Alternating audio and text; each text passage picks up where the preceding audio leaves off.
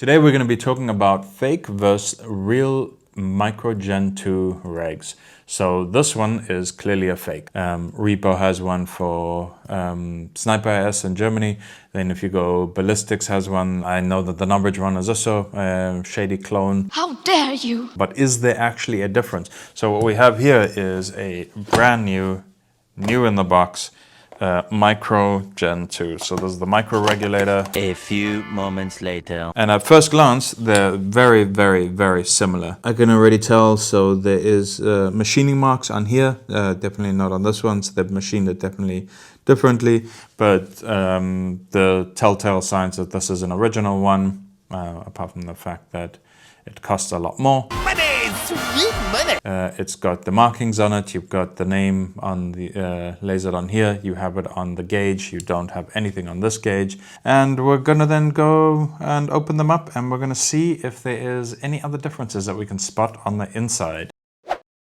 Okay, so I've stripped this one and I've already cleaned it. You can see here there's a bit of damage here from the screws. So when the regulator's on the tank, of course there's like about 800 or 850 psi that's coming out of the tank regulator, and that's now pushing against here. So when you try to take the reg off, of course you're naturally gonna grab the top because it's kind of something to grab on with the QD and the gauge, and then you usually turn, but there's no defined groove in here for the set screw to lock into. So what it will do is just travel if they're too loose, and it's just gonna turn this off.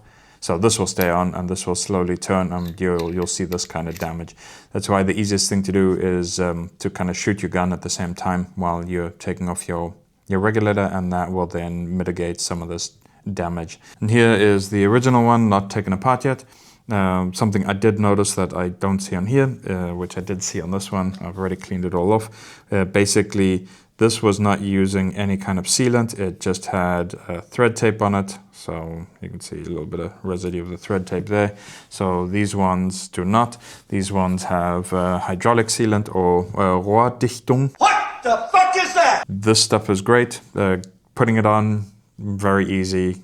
Then once it's dried, getting it off is a little bit more tricky. What you have to do is you have to heat up the entire reg, and that will then make it easier to take apart. This one is the original. You can already see. Let's get some tools and we can open it and see if we see any massive difference. One smaller. So always the case. I'm gonna keep them separated. Don't want the original pieces getting mixed up. So you can already see here, that's one difference between the original and the fake. The original is pointed at the end of the grub screw, so that's going to lock into the aluminium and bite into it way, way better. This one is the cloned one.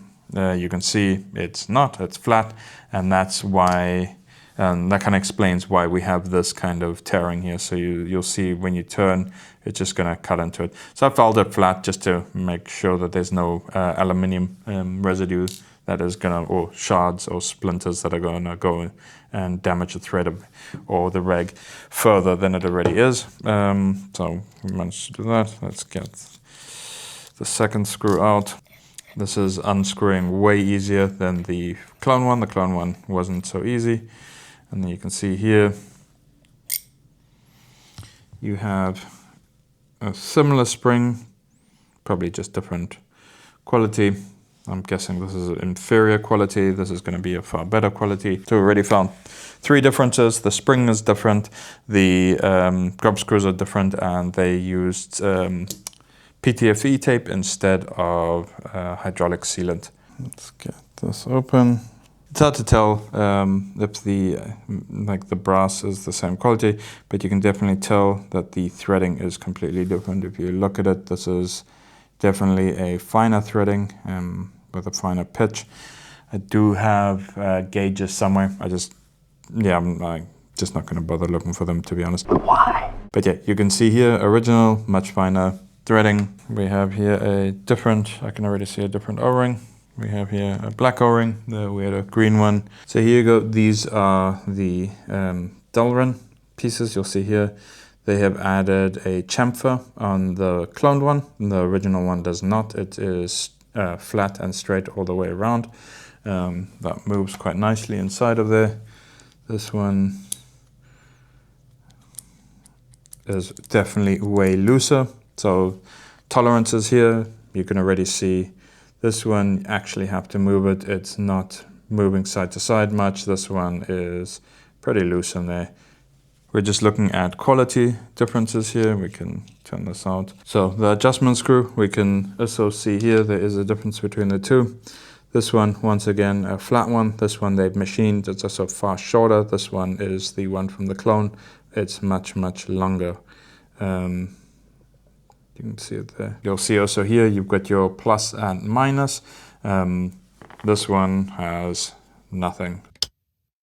There's nothing. It's not a bad thing. I just like it that it's got the plus and minus. It makes it a little bit easier. Gauge, of course, will always say Polarstar, and on the body you'll always have the MR, so the Micro Reg, and there's the Gen2 Polarstar is also written here, and you'll have some, I guess it's a serial number of some sort, but that will be on there. You'll see on the cloned one we have absolutely nothing. We just have here the Filax branding. Fake versus real, is there a difference? Yes, there is. We saw there's a couple of things that are different on these two regs. This is, of course, the original one. This is the clone one. Do they perform similarly? So you can see here the Gen 2, so the Polarstar original MR Gen 2 is looking pretty good. Very, very consistent across the board. This first one here. Oh, that little guy. I wouldn't worry about that little guy. It's a brand new reg, never ever been on a tank, never been connected to a gun, so it makes sense that it will have a little bit of a deviation here.